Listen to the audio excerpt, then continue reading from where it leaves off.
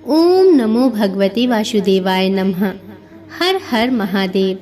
राधे राधे। मेरी सभी माताओं, बहनों और भाई बंधुओं को मेरा नमस्कार है। आप सभी का भारती वंदनी चैनल में स्वागत है।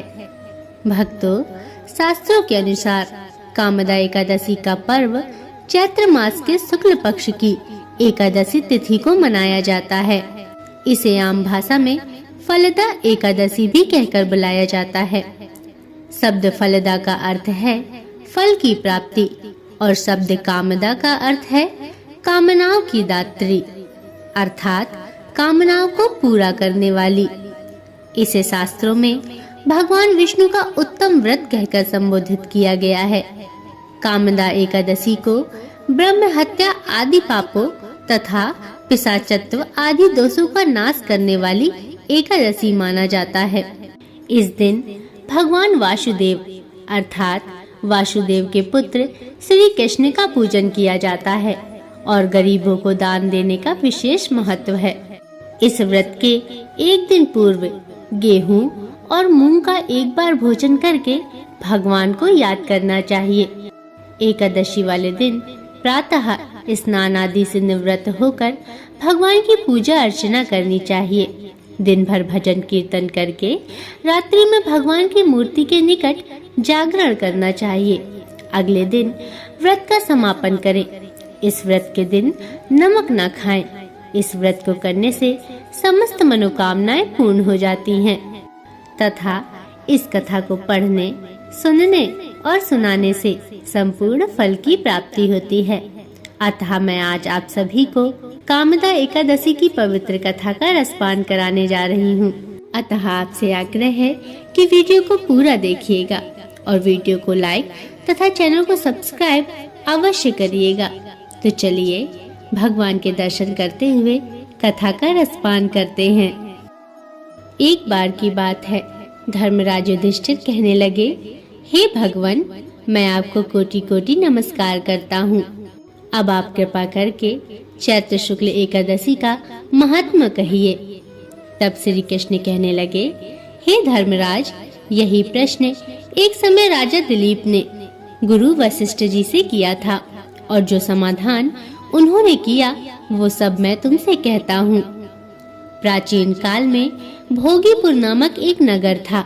वहाँ पर अनेक ऐश्वर्यों से युक्त पुंडरीक नाम का एक राजा राज्य करता था।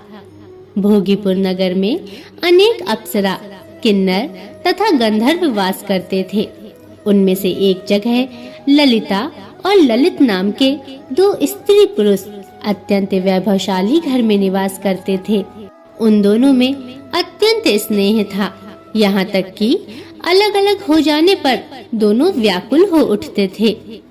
एक समय पुंडरीक की सभा में अन्य गंधर्वों सहित ललित भी गान कर रहा था। गाते गाते उसको अपनी प्रिय ललिता का ध्यान आ गया और उसका स्वर भंग होने के कारण गाने का स्वरूप बिगड़ गया। ललित के मन के भाव जानकर कारकोट नामक नाग ने पद भंग होने का कारण राजा से कह दिया। तब पुंडरीक ने क्रोध पूर्वक कहा, हे ललित, तू मेरे सामने गाता हुआ अपनी स्त्री का स्मरण कर रहा है, अतः तू कच्चा मांस और मनुष्यों को खाने वाला राक्षस बनकर अपने किए गए कर्म का फल भोगेगा। पुंडरीक के श्राप से ललित उसी क्षण महाकाय विशाल राक्षस हो गया। उसका मुख अत्यंत भयंकर, नेत्र सूर्य चंद्रमा की तरह प्रदीप्त तथा मुख से अग्नि निकलने लगी। उसकी नाक पर्वत की कंदरा के समान विशाल हो गई और गर्दन पर्वत के समान लगने लगी। सिर के बाल पर्वतों पर खड़े वृक्षों के समान लगने लगे तथा भुजाएं अत्यंत लंबी हो गईं। कुल मिलाकर उसका शरीर 8 योजन के विस्तार में हो गया। इस प्रकार राक्षस होकर वह अनेक प्रकार के दुख भोगने लगा। जब उसकी प्रियतमा ललिता को यह वृत्तांत मालूम हुआ तो उसे अत्यंत खेद हुआ और वह अपने पति के उद्धार का यत्न सोचने लगी। वह राक्षस अनेक प्रकार के घोर दुख सहता हुआ घने वनों में रहने लगा। उसकी स्त्री उसके पीछे पीछे जाती और विलाप करती रहती।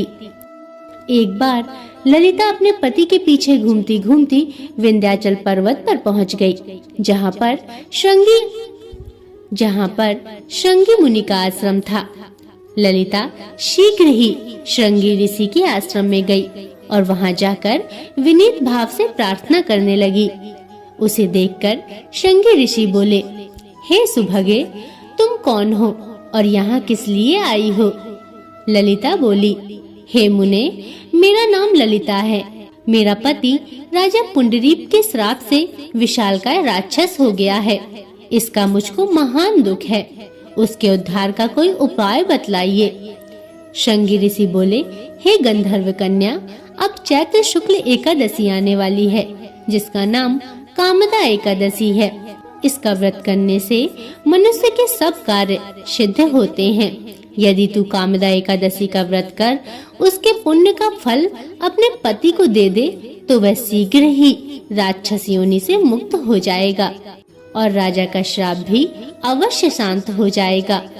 मुनि के ऐसे वचन सुनकर ललिता ने चैत्र शुक्ल एकादशी आने पर उसका व्रत किया और द्वादशी को ब्राह्मणों के सामने अपने व्रत का फल अपने पति को देती हुई भगवान से इस प्रकार प्रार्थना करने लगी, हे प्रभु, मैंने जो यह व्रत किया है इसका फल मेरे पतिदेव को प्राप्त हो जाए, जिससे वह राक्षस योनि से मुक्त हो जाए और अपने पुराने स्वरूप को प्राप्त कर ले।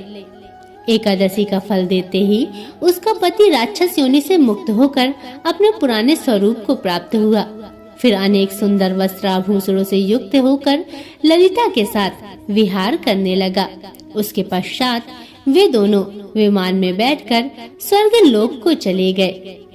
वशिष्ठ मुनि कहने लगे, हे राजन, इस व्रत को विधि पूर्वक करने से समस्त पाप नष्ट हो जाते हैं तथा राक्षस आदि की योनि भी छूट जाती है।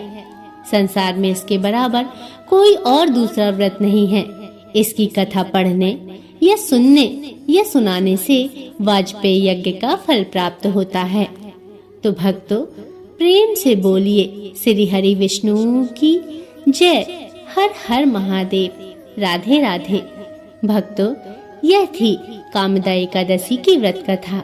आशा करती हूँ आपको कथा पसंद आई होगी। इसी तरह की पवित्र कथा कहानियाँ सुनने के लिए वीडियो को लाइक और चैनल को सब्सक्राइब अवश्य करें और कमेंट में जरूर बताएं आपको कथा कैसी लगी और जरूर लिखें जय श्री हरि विष्णु। हर हर महादेव। अब अगले वीडियो तक के लिए नमस्कार।